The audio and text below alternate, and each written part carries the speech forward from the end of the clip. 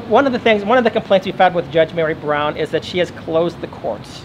I know that I went into the courtroom for a friend, and she forbade people from going into the courtroom. She lied. Actually, she had her court personnel lie. They gave 3 different reasons as to why the court was closed. That violates the Texas Constitution, Article 1, Section 13, which says the court shall remain open. It violates Judge Roy Ferguson's background and legal standards pertaining to the COVID-19 pandemic.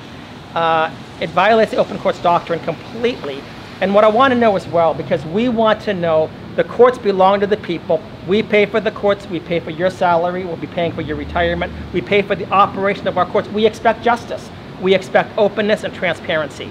In your courts, when you're judge, will you close the courts, or will the people be able to come into their courts and to watch their courts? The court's going to always be open. Good. The court's always going to be open. Good.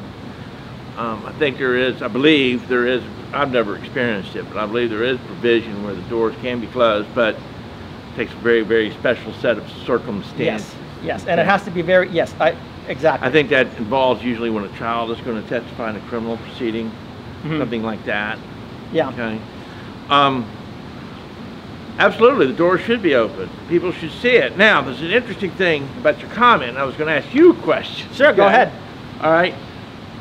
If you go to a hearing, okay, you go to a trial or a hearing, all right, for your friend, okay, and if you want to sit inside of the courtroom, okay, that means you cannot testify in that proceeding. Absolutely. And I've had attorneys that have called me as a witness to kick me out. The opposing counsel called me as a witness that I had no witness to anything, but so they could kick me out of the court. That's the Kuntz Fuller Law Firm. I will be very glad. Rick Robertson, partner of the Kuntz Fuller Law Firm. He's not the only one, but he did it. And there was another person from Kuntz Fuller that I believe tried to get me kicked out as well. But I'm not going to go there right now. But absolutely, I agree with you. And this also happened. I went down for a paternity fraud case in Houston. Drove all the way down to Houston because I was there to watch for a friend. They said, we might have you testify. I had to sit out. I was not allowed inside, and they never called me to testify. So yes, I was hot. I bet you were. Anyway. That is a technique that you will see from time to time that counsel will use to remove support for the other party from the courtroom. Right. So with regard to the open courts, what I've really loved about the COVID, if you want to say that, is that the courts had to broadcast online, either via Zoom or YouTube, supposedly via YouTube. Again, taxpayers are paying for that. I've taken advantage of that. And yet you get all these judges that are up there, there's no recording of these courts. Well, I think that number one, we are monitoring our courts, and they're not keeping the hearings up online. I believe that if a person goes into a courtroom, and if they said, look, I think that I was really mistreated, and would you please look at the video, that the video should be archived for a week or something like that, so that to make sure that justice and equity and fairness is taking place in our courts. What are your thoughts about that? That rule is true across state and federal courts both, okay? All right. But it's a rule, it's not a law. So the real problem with that is people talk about some of the most personal issues. Right. And the last thing you want to see is a video of Mary Smith going viral across the internet. Right. Okay? That would have long-term impact. I liked the video during COVID.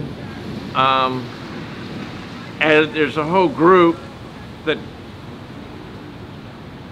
included a member of my staff who love to turn on court TV, if you might say, right? Yeah, it's the real thing right here in Dallas, Texas. It's the real thing, yeah. Now it's also kind of interesting. I saw this happen one time. Is they could do the comments, right?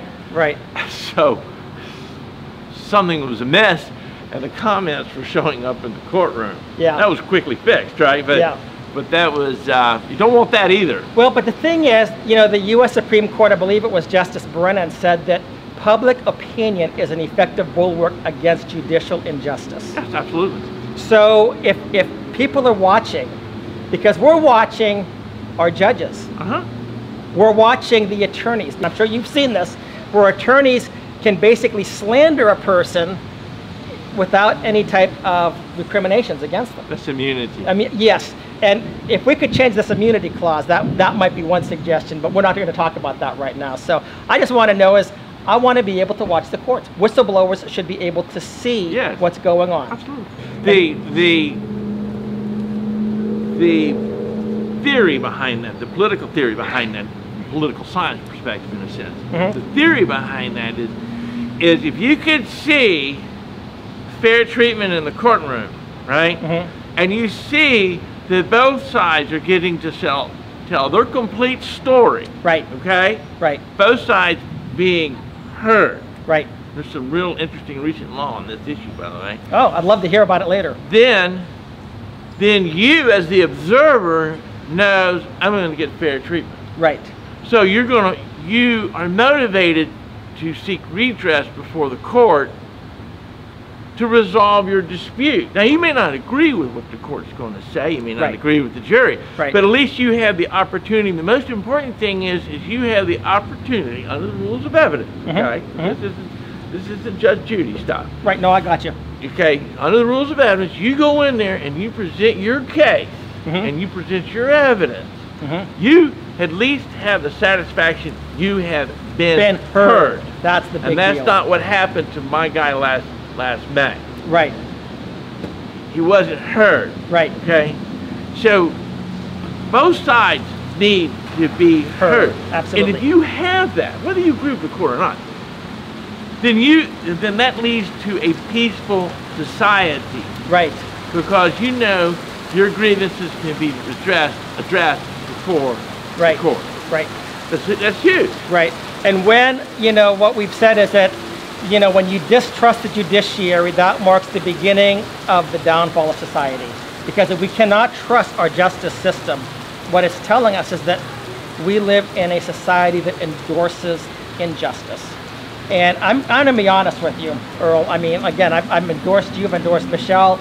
I love the fact that you both, everything I've heard about both you and Michelle, you're people of integrity, honesty, you want to do the right thing. But I've been to over 150 cases in the last couple of years, either online, in person, whatever. And I have seen judicial incompetence, judicial injustice. I've watched attorneys bludgeon people unnecessarily and financially and emotionally and psychologically almost rape and destroy people.